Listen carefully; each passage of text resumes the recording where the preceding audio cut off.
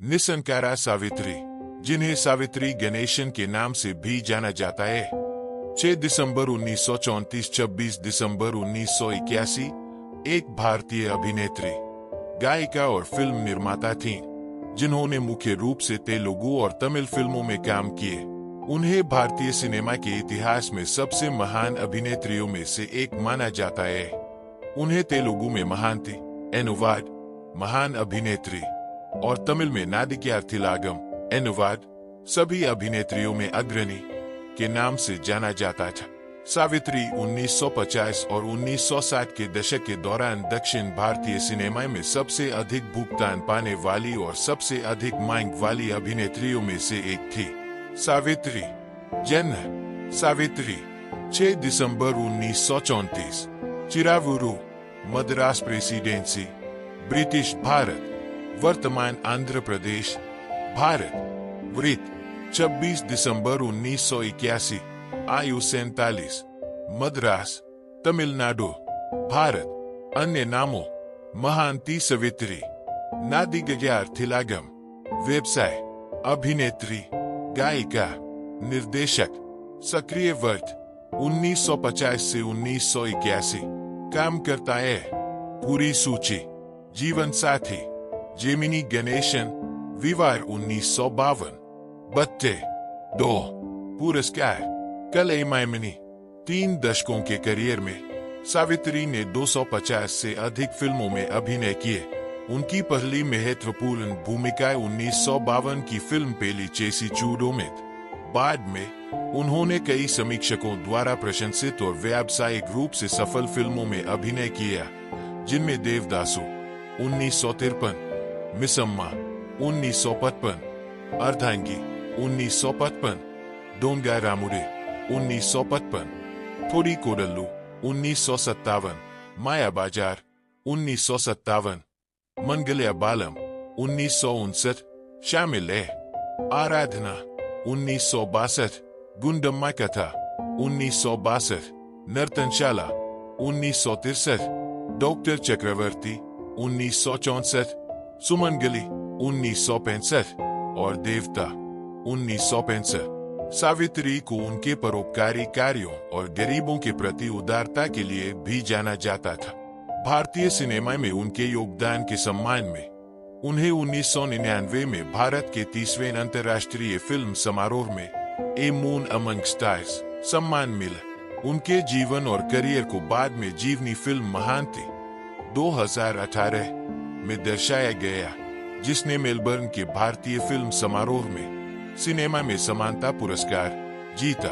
प्रारंभिक जीवन संपादन करना: सावित्री का जन्म 6 दिसंबर 1934 को वर्तमान आंध्र प्रदेश के गुंटूर जिले के चिरवुरु में एक तेलुगु परिवार में हुआ था। उनके माता पिता निसंकरा सुभद्रम्मा और गुरवैया थे और दोनों कापू जाति से थे।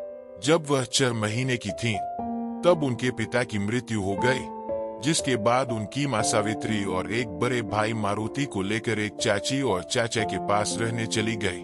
जब उन्होंने नृत्य में प्रतिभा दिखानी शुरू की तो उनके चाचा कोमारे डी वेंकटरमैया ने उन्हें कक्षाओं में दाखिला दिलाए।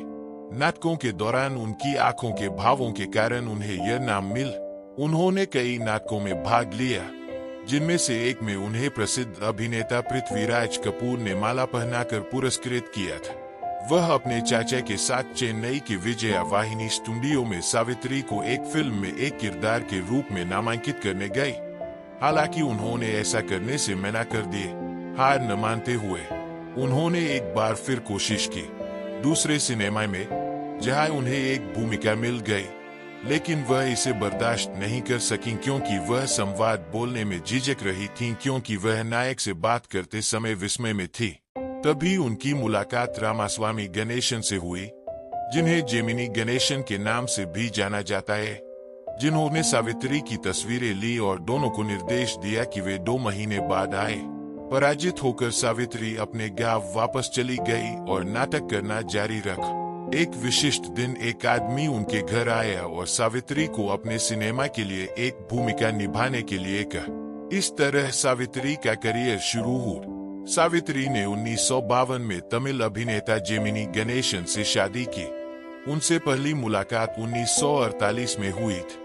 शादी के कारण उनके चाचा के साथ हमेशा के लिए दरार आ गई क्योंकि गणेशन पहले से ही शादीशुदा थे। उनकी 4 बेटियां थीं और उनका पुष्पावल्ली के साथ प्रेम संबंध था। उनकी शादी तब सार्वजनिक हुई जब उन्होंने सावित्री गणेश के रूप में एक तस्वीर पर हस्ताक्षर किए। गणेशन ने स्वीकार किया कि उनकी पत्नी सावित्री से विवाहित होने के दौरान, जिनसे उनकी एक बेटी और एक बेटा था, उनकी पुष्पावल्ली से भी 2 बेटियां थीं। आजीविका संपादन करना। मुख्य लेख सावित्री फिल्मोग्राफी। सावित्री अपनी टीम के साथ माया बाजार में एक गीत रिकॉर्ड कर रही है। सावित्री ने एक बच्चे के रूप में नृत्य नाटकों में अभिनय किया, जिसमें जग्गैया द्वारा संचालित एक थिएटर कंपनी के साथ कुछ काम भी शामिल था।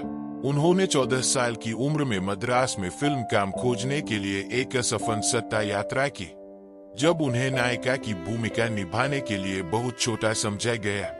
लेकिन 1950 में उन्हें संसारम 1950 में महिला प्रधान के लिए चुना गया।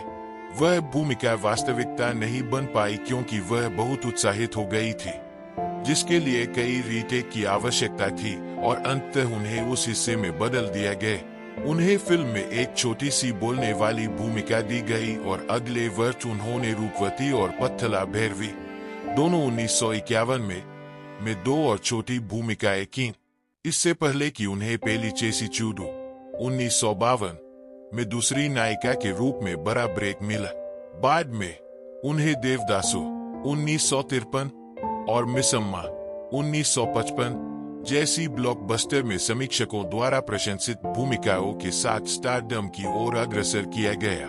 सावित्री का निर्देशन करने वाले निर्देशक भी चंद्रशेखर रेड्डी कहते हैं, कोई भी उनकी सुंदरता और प्रतिभा की बराबरी नहीं कर सकता। उन्होंने किसी की सलाह नहीं मानी और बहुत कम उम्र में शादी कर। मुझे याद है कि वह सेट पर भी शराब पीने की इतनी आदी थी। उन्होंने शूटिंग के दौरान मेरी शर्ट पर उल्टी कर दी थी। अगले दिन उन्होंने मेरे लिए एकदम नई शर्ट खरीद। वह एक उदार महिला थी। सावित्री ने बॉलीवुड फिल्मों में भी काम किया, हालांकि उन्हें ज्यादा सफलता नहीं मिली। उन्होंने 3 मलयालम फिल्मों में भी काम किया, जिनमें चूची 1973 उल्लेखनीय है। माया बाजार के सेट पर सावित्री 1957 की फिल्म माया बाजार में उनके प्रदर्शन ने उन्हें स्टारडम की ऊंचाइयों पर पहुंचा दिए। बाद में वह अपनी पीढ़ी की सबसे अधिक भुगतान पाने वाली और सबसे अधिक मांग वाली दक्षिण भारतीय अभिनेत्री बन गई। सावित्री अपने आतिथ्य, परोपकारी इशारों और संपत्ति और गहने खरीदने के प्यार के लिए जानी जाती थीं, लेकिन उन्होंने अपने खर्च पर बहुत कम नियंत्रण रखा। गणेशन ने व्यभिचार करना जारी रखा और वह अपनी उदारता से अनुयायियों का पक्ष लेने के लिए अति संवेदनशील थे। 1960 में उन्हें तेलुगु फिल्म चिवरकू मिगिलेडी में उनके प्रदर्शन के लिए राष्ट्रपति से विशेष उल्लेख मिला। 1963 में उन्होंने नर्तनसला 1963 में अभिनय किया, जिसे जकार्ता में एफ्रो एशियन फिल्म महोत्सव में दिखाया गया। 1968 में उन्होंने तेलुगु फिल्म चिन्नारी पापलू का निर्माण और निर्देशन। 1970 के दशक में कर अधिकारियों ने उनकी संपत्ति जब्त कर ली थी और उन्होंने अपने बाद के वर्षों में किसी भी फिल्म में अभिनय करना शुरू कर दिया, जबकि चापलूसों ने उन्हें असफल और आर्थिक रूप से बर्बाद करने वाली फिल्मों का निर्देशन और निर्माण करने के लिए प्रोत्साहित किए। उनकी वित्तीय परेशानियों के दौरान उनके कुछ समर्थकों में दासरी नारायण राव भी थे, जिन्होंने उन्हें अपनी अधिकांश फिल्मों में कास्ट किया, जैसे कि गोरिंटाकू 1979 और विशेष रूप से उनके लिए देवदासो मल्लीपुट्टरू 1978 फिल्म बनाई। 1958 में सावित्री को एमजी रामचंद्रन ने अपने दूसरे निर्देशन उद्यम पोनियन सेल्वन के लिए बुक किया था। कल्कि कृष्णमूर्ति की पोनियन सेल्वन के पहले स्क्रीन रूपांतरणों में से एक फिल्म में वैजयंतीमाला, पद्मिनी, जेमिनी गणेशन, सरोजा देवी, एम.एन. राजम और नागेश सहित एक विशाल कलाकारों की टुकड़ी थी। फिल्म में उन्हें पूंगुजाली और सेंटन अमुथन की पत्नी की भूमिका दी गई थी। हालांकि 1958 के मध्य में अज्ञात कारणों से फिल्म को रोक दिया गया था। मौत संपादन करना। सावित्री की मृत्यु 26 दिसंबर 1981 को 47 वर्ष की आयु में 19 महीने तक कोमा में रहने के बाद हुई। उन्हें मधुमेह और उच्च रक्तचाप की बीमारी हो गई थी। परंपरा संपादन करना 2011 के भारतीय डाक टिकट पर सावित्री। 2011 में भारत सरकार ने सावित्री की स्मृति में एक डाक टिकट जारी किए। लोकप्रिय संस्कृति में संपादन करना सावित्री की बायोपिक, जिसका शीर्षक महानती है, जिसमें कीर्ति सुरेश ने सावित्री की भूमिका निभाई और दुलकर सलमान ने जेमिनी गणेशन की भूमिका निभाई। आलोचकों की प्रशंसा और व्यावसायिक सफलता के लिए 2018 में रिलीज हुई थी। एनटीआर की 2019 की बायोपिक फिल्म जिसका नाम एनटीआर कथानायक है में अभिनेत्री नित्या मेनन ने स्क्रीन पर सावित्री का किरदार निभाया था।